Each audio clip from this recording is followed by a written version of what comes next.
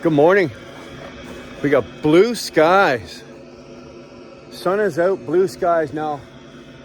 It's minus 10 Celsius. Feels like minus, what? 20, I think it's a minus 16 or minus 17. Whatever, it's cold. I don't know what that is in Fahrenheit. You guys figure it out.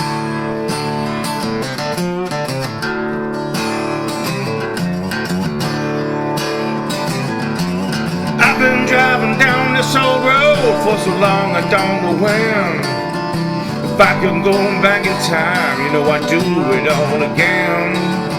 I grew up breathing diesel, riding steel and chrome.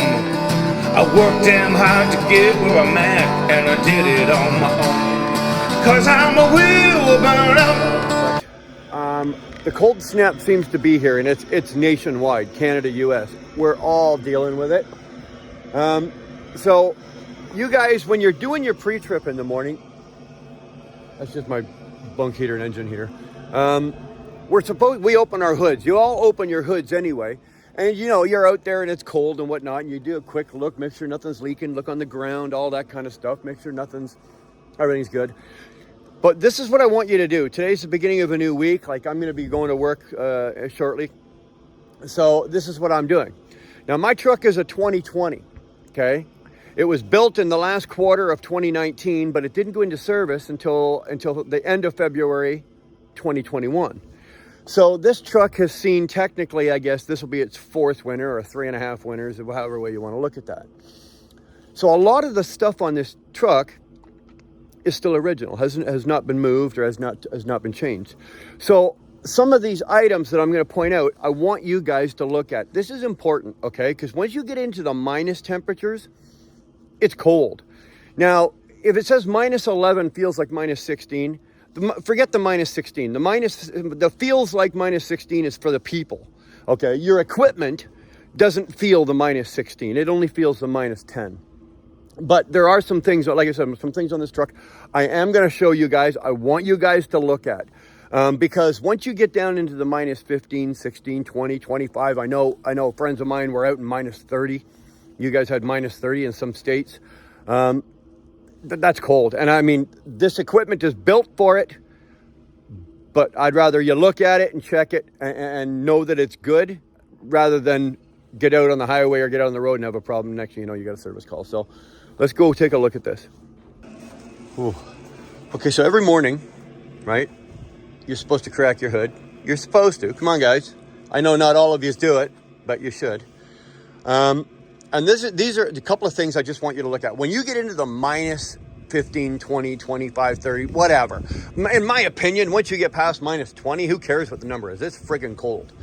But these are the little things that I want you to look at, okay? And these are the little things that are going to be the first things to fail when you hit these kind of temperatures. See all of these?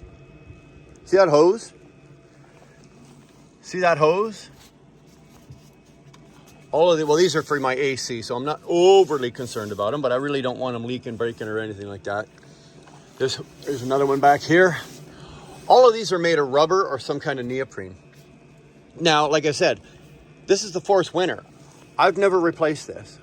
I've never replaced this upper rad hose. I've never replaced this piece back here. So I want to go through them a little more carefully as long as I've got my hood up.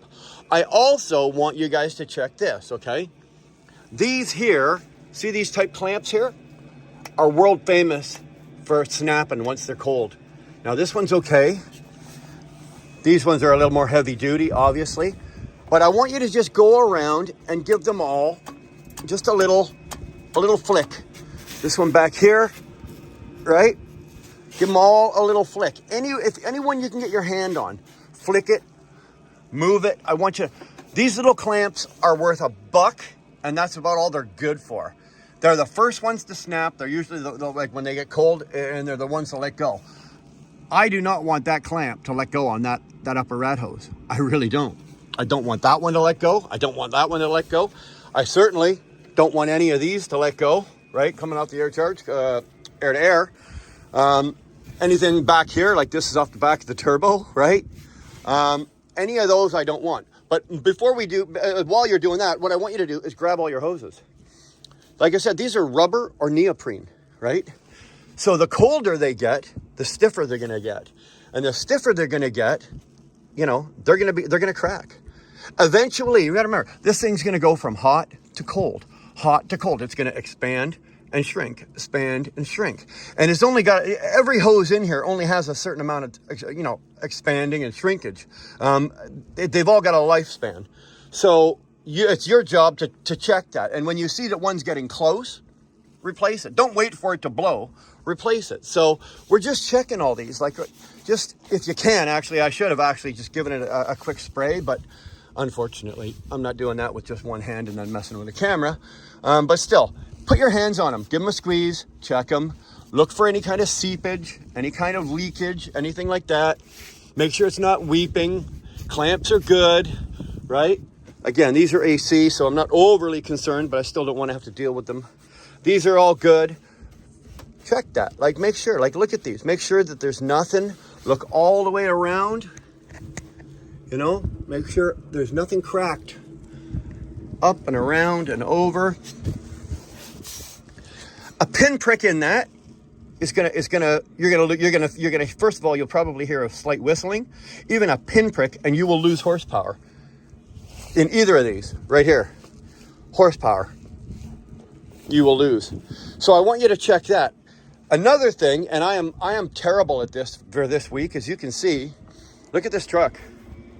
I'll get like that's road salt. That needs to come off. Like, look at that. That needs to come off, because why? That's on all my wires. On the plastic, I really don't care. On the metal, I'm not really overly concerned. I don't want it there, but I'm not overly concerned. But on all the wiring on this truck, do I want any of that road salt on there? I want to get that off as quick as possible. So this thing's going to be going for a bath on my way up to the yard today. But we've checked the hoses on this side. Let's just take another. And like, guys, this doesn't take a lot of time, right? This doesn't take a lot of time. You got the hood open anyway, right? Again, let's check your hose all the way around.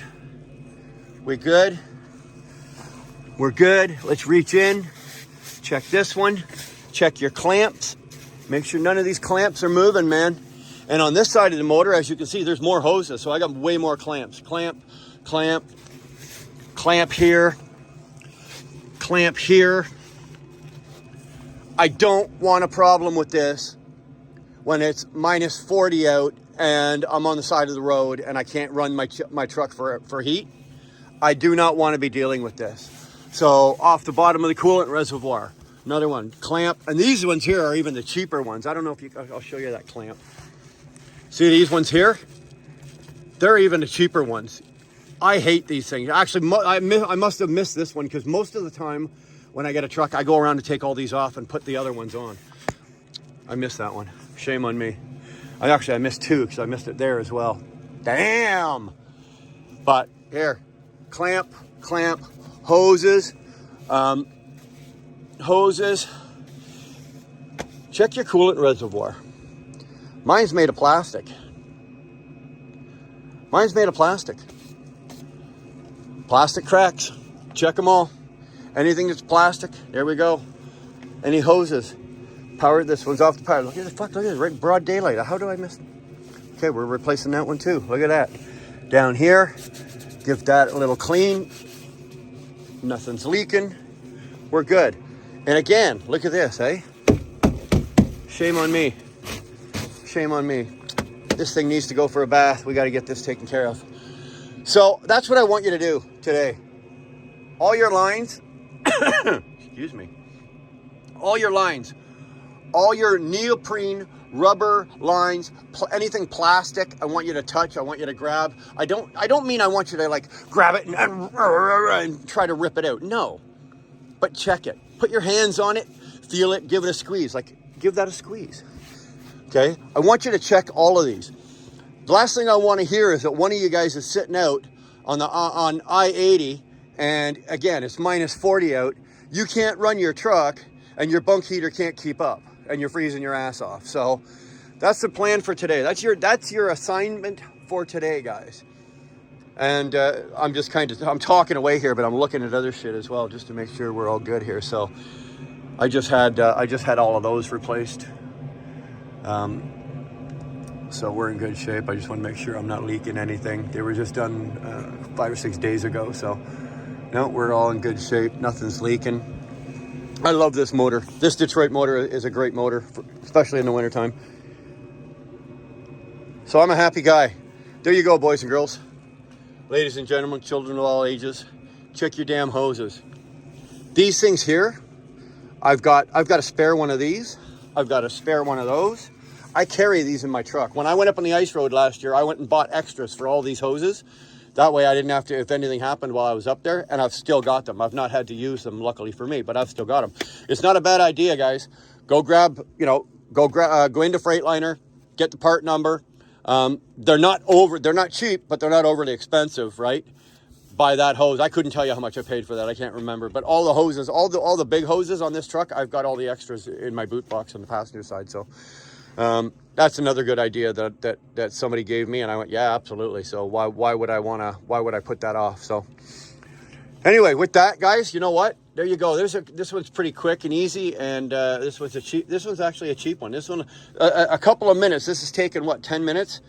And you guys will do it a lot faster than this because I'm talking and stopping and talking and stopping. But it's actually only going to take you about 5 extra minutes. So you know what? Take the time. Take the 5 minutes. Get it done. I'm going to go inside, spend a few hours with my lady, eat some nachos, and then get ready to go to work. Actually, the truck's already packed, so all I got to do is start her up and go. All right, later, boys.